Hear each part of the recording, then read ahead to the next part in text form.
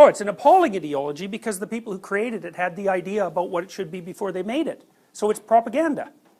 You can say exactly what Frozen is about. So it's propaganda. A truly mythologically based story, you can never fully say what it's about. You can just talk about it forever and ever and ever and ever. So it's a wellspring of meaning.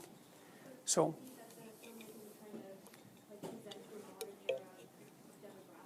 Oh, sure they are. Of course that's what they're doing. Oh yeah, it's calculated marketing. Yeah. Yeah, sure. It was hyper politically correct. Yeah.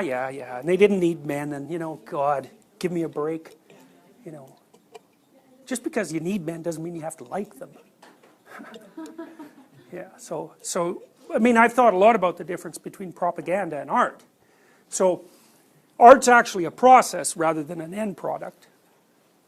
And with any luck, if you have a piece of art, the process is embedded in the byproduct.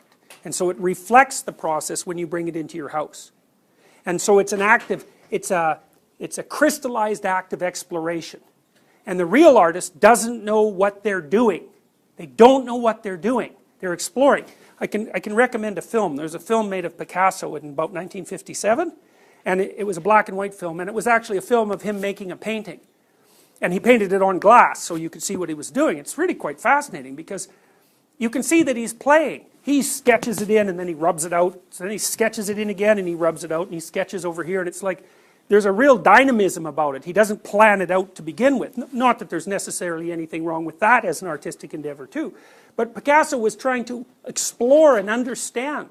And I don't know what you know about cubism, but cubism, it's a strange thing. But what he was doing with his cubism was to try to show you that you only see things from one perspective, but that things exist in multiple perspectives. So, a cubist painting is your face this way and your face this way at the same time.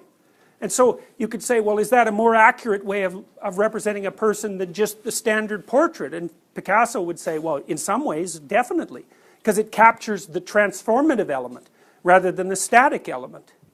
And so someone who's a true artist doesn't have a political message.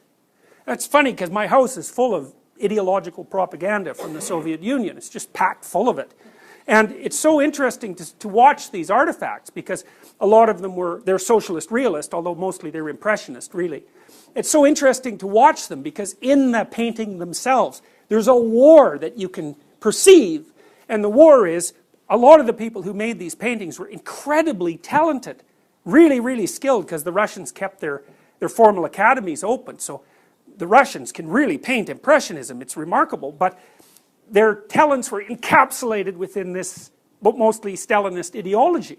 And so in each canvas there's this war between the ideological message and the artistic message. And what's so cool is the farther we get away from the Soviet Union, the more the art wins. Because in 300 years, there isn't going to be a shred left of that ideology. And all that'll be left of the paintings is the art. So, part of the reason that people are so attracted to art is because the artist actually manifests identity with the process of transformation. And so that's why the artist is a cultural hero. That's also why every nihilist worth his salt wants to be an artist. Like, who are you? What are you going to say? I'm a nihilist? No, I'm an artist. It's like, no, you're not, but I can see why you want to be. Right, right. Yeah, just because you're a failure doesn't mean you're an artist. Do you find that the struggle between the artist and the state, it makes the work more interesting, or is the art exciting and interesting in spite of the dogmatic? Well, I think it depends on who you are. Like, it's really interesting to me, but I'm really interested in that. And I'm also interested in the way that ideologies co-opt more fundamental processes and harness their energy as a rational and motivating force. And so, for me, these pieces of art, propaganda, are extremely interesting. I mean, it's very interesting to be surrounded by them because I can see this war going on all the time. So, it's very cool. And the art's winning, as far as I can tell. So that's very interesting. Because they were pure propaganda, many of them, when I bought them. But it's getting farther and farther away from the Soviet Union. So the more archetypal elements are coming to the forefront.